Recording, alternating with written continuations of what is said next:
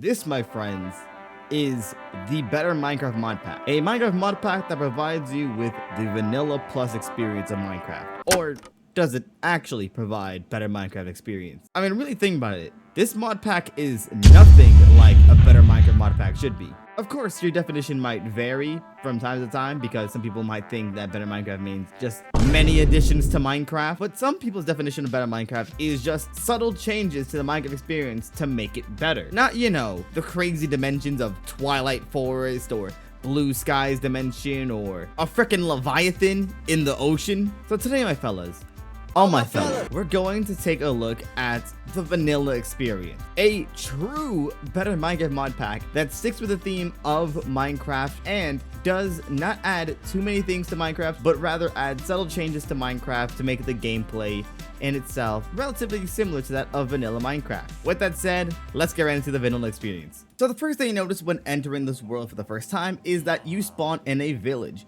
And you might also notice that you might have some performance issues. One thing that I really have a gripe with this mod pack is that the creator of it only put in his mods and only his mods, which means that there is no Embedium or like, you know, FPS mods in general. Neither is like Oculus or anything like that. That's like my only gripe with this mod pack because yes, I understand it's your mod pack. That doesn't mean that you can only put in your mods in your mod pack. Yeah, that's the thing with the user experience here. Like, you know, like the actual experience of the player. And the experience of the player is, it might be a little laggy for someone who needs FPS mods to actually run it. Immediately, you might notice a couple of changes here and there. For example, bees are now the actual size of bees. Bees are actually smaller and look more like how bees are supposed to look. No, they're like little cute little flying things. Well, to be fair, they were always little cute little flying things, but now they're even cuter. Also, villagers now have names, and when a villager dies, it lets the chat knows that, well, like whenever a villager dies, it just shows who died and how they died and what their profession was. There's also a bit of a village title screen above, where whenever you leave a village or enter a village, it shows you on the top there. Now, sheep in this world come in all sorts of colors when they spawn in. So as you can see here, all these sheep around the area are now like a little bit more, you know, versatile with cyan, red, and blue sheep around the world, among other sheep, of course. Along with the sheep that spawn around the world, mushrooms spawn in more naturally. So as you can see here, we actually have a mushroom that spawned in inside of a birch forest. There are also some minor tweaks with the zombie spawn, including, oh, I don't know, giant zombies. So there's also a couple of villager variants, and Husk now spawn naturally, along with the possibility of other variants such as the zombie riding the zombie horse, and just a lot of different new things that can happen within your world regarding spawn rates of certain zombies. And this also accounts for the fact that some other variants, such as spider variants, such as the cave spider, obviously can spawn more naturally within your world as well. And not to mention, a lot of the mobs that have some sort of arms can also grab things. And this is obviously common to see within Minecraft, but what I mean is any mob from a zombie all the way up to guys like Vindicators can actually grab things. But yeah, anything from zombies to Vindicators to even Vexes and zombified piglins and all that stuff, they can grab a variety of different gears and equipment and stuff. So if you do die near one of these guys, of course, expect them to have a lot of your stuff. All right, and same with the zombie horse thing. The skeleton with the skeleton horse actually comes a lot more common as well. And similar to that of the zombie variants, the skeleton variants, such as the Stray, will also spawn more naturally. There is also this cool feature that they added, which I'm going to showcase right now. And this is definitely a feature that should be in vanilla Minecraft, but it isn't. So basically, when you have a dog, it actually shows you the location of the dog on the top left. But that's not the important part.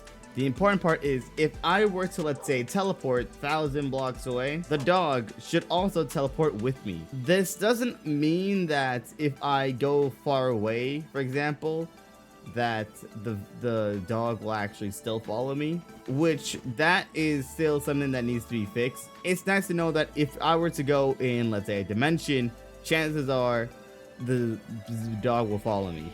Of course, that's if the dog is standing up and not sitting down. Oh, and I forgot to mention this as well. Charged creepers can also spawn in naturally. So here it is, a charged creeper. And we can also mount horses without needing the use of a saddle. Another cool thing is that, crying obsidian or not, you can actually get this, whoops, my bad. You can actually get this thing to work regardless. So here we have ourselves a nice little nether portal, and light this sucker up. The nether portals in this game has a bit of a corruption effect. You feel corrupted energy coming through the portal. The nether will slowly spread into the overworld unless 4 coal blocks are placed within a 30 block radius around the portal. So right here, it's actually corrupting the surrounding area and turning bricks into nether bricks, or the red brick variant here. It's actually a really cool concept, and if there's no 4 coal blocks near this area, it's just gonna keep on infecting the entire region. Now, I did notice that they don't really infect like these blocks, which I hope to see that happen. But if it doesn't infect these blocks, that's definitely something they need to change and update, because if those bricks change, then they should change that as well. Another cool feature that they have here that isn't really within Minecraft but should be is the beacon placements and automatic beacon setting up. So if you right click with the block right next to the beacon, or on top of the beacon I should say, it will make the entire beacon down below. So as you can see, now we have our level 4 beacon. So one thing that they added is that if the crops right here, like, okay, so I have a tilled land here and I destroyed a pumpkin. Okay, well, what's supposed to happen is, if I have tilled land here and a pumpkin goes on top of it, the tilled land is supposed to stay, but for some reason it's not doing it. I think the mod might not work, but usually what's supposed to happen is the pumpkin is not going to destroy tilled land, but it didn't happen. So, but a unique thing that you can do is, obviously we know that bone meal can obviously be used to grow crops, but you can also use kelp as fertilizer. So let's plant a crop, so wheat, and then we can use kelp to grow our crops. We can also move our boats. So here I can actually like kind of pick up the boat almost. And you can also do this with minecarts as well. So like, as you can see, I'm kind of moving the minecart as well. I thought it was a drag, but apparently it's just a right click and you just pick it up. Another minor mod is that cow milk now gives nutritional value. So cow milk now I think gives, like, let me see, game mode survival. So milk now gives around a whole lot of hunger. I did not expect to give that much hunger, but I mean, it is a bucket of milk, I suppose. But yeah, so it gives a whole lot more hunger back, and it's a worthwhile thing to just use now. Also, one mob that I forgot to cover that did have a massive change is the Enderman. So the Enderman should be very passive now. So now we can actually look at the Enderman in their eyes, and this feels very cursed, not gonna lie, friend. But now we can actually like look around him. Basically, he's just friendly, and he won't pick up or place blocks anymore. It kind of just removes a lot of the features of the Enderman. I don't know if I like that at all, but the Enderman is now more of a peaceful, friendly guy unless you hit him. There's also a tree harvester, so I don't exactly know how to use this per se. I think, there we go. So if you shift and then go up, you can get it. Also, sneak is a little faster. Once again, this feels very strange. It almost feels like sneak, I don't know, it feels so weird because it feels like on occasions sneak is actually faster than walking. That's so strange. Another thing that can happen is now we can actually have some protection with berry bushes if we have leather pants on. And I do think it actually works with any pants. I just saw that the thing only worked with leather pants and in the like video. Actually, let's test it right now. All right, here we go. And yeah, diamond leggings also work. And also, one thing I completely didn't realize is that your offhand is actually not there whenever you're not using it. And another thing that I completely forgot to overlook because I was too focused on the village is that we actually got a starter kit, which was the leather boots, shield, and wooden sword. Now, I don't know if this is gonna happen for me, but when you mine stone, on occasion, you might have a random mineral chance. Ah, there we go. So you can get random minerals from mining.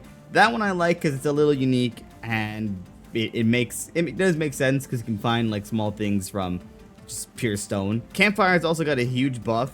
So if I summon in a campfire and let's set it to nighttime, campfire spawn point set, so you can set your spawn point there. If a hostile mob gets near a campfire, it will get set on fire. Or it should be. Oh, it has to be the regular. Okay, that makes sense. It has to be the regular campfire.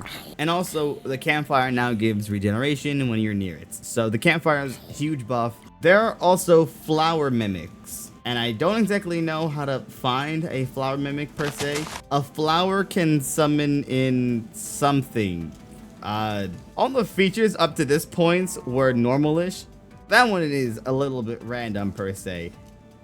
Oh my goodness. Yep, found one.